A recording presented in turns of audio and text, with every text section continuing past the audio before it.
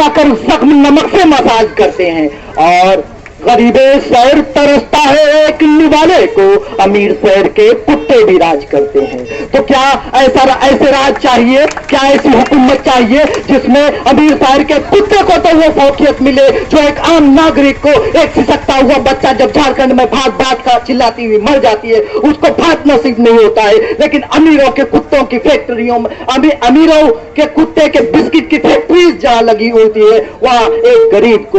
غریب کے بچے کو بھات نصیب نہیں ہوتا ہے۔ کیا اس صورتحال کا ہندوستان ہم چاہتے ہیں؟ کیا اس کھائی کو ہم اگر پٹانا چاہتے ہیں، اس کھائی کو کم کرنا چاہتے ہیں، تو یقیناً مانیے جو آپ کے ہر ذمہ داری کو صحیح سے اٹھا سکے، جو آپ کے احساسات کا اور آپ کے جذبات کا حقانیت کے ساتھ ترجمان بن کر پارلیمنٹ میں اپنے حریفوں کے سامنے اور آپ کے ظالموں کے سامنے آپ کے احساسات کے ترجمانی کر سکے، تو کیا ایسے ترجمان آپ کو نہیں چاہیے؟ آپ علاقے کی سیاست سے اوپر اٹھ کر چلیے۔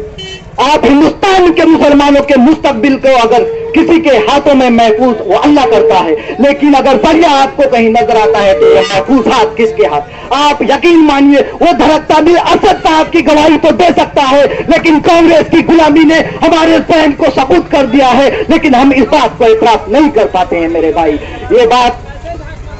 یہ بات آپ کو میں بتاتا چلوں کہ جب کوئی ہاتھی کوئی پاگل ہاتھی کو، کوئی آزاد ہاتھی کو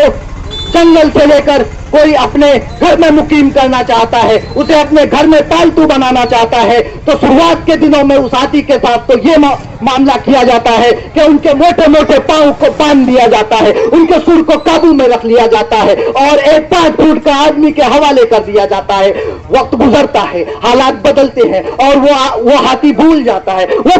ہے کہ آزادی کس پرندے کا نام ہے، وہ غلامی میں ہی اپنی آزادی تصور کرنے لگ جاتا ہے اور زنجیر کھول دی جاتی ہے، اور وہ آزاد ہاتھی اب آزاد نہیں رہتا، وہ ذہنی غلام بن چکا ہوتا ہے، اپنی آزادی کو وقف کر دیا ہوتا ہے، صرف اسے چارہ مل جاتا ہے اور چارہ گر مل جاتا ہے، تو حقیقتاً وہ چارہ گر نہیں ہوتا، دراصل وہ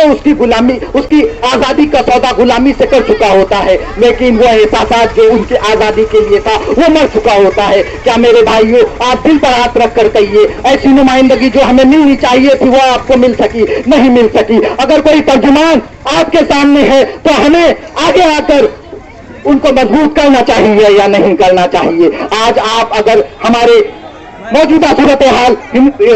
جو بہادر گنج کا معاملات ہے ان پر اگر آپ دخل دیں گے تو آپ کو نظر تو آپ کو یہ آ جائے گا کہ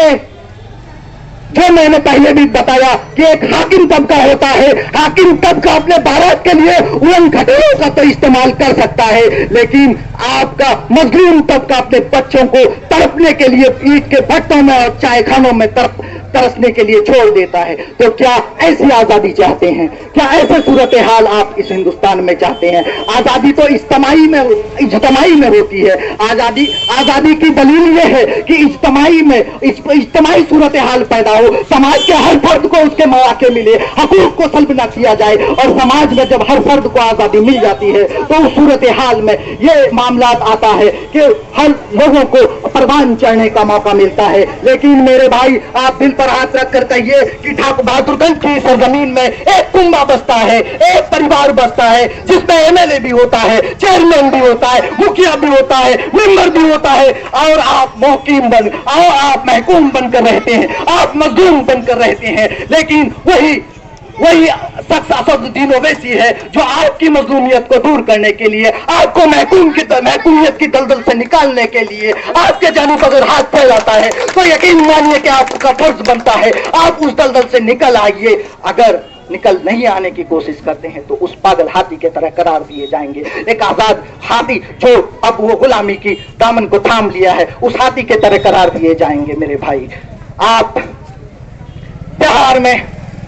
جو ان کا مہا گٹھ بندھن ہے یہ مہا گٹھ بندھن ثابت ہوا 2015 میں، لیکن ہم نے پھر یہ امید جتائی ہے کہ ہمیں کسی نہ کسی طریقے سے اسی مہا گٹھ بندھن کو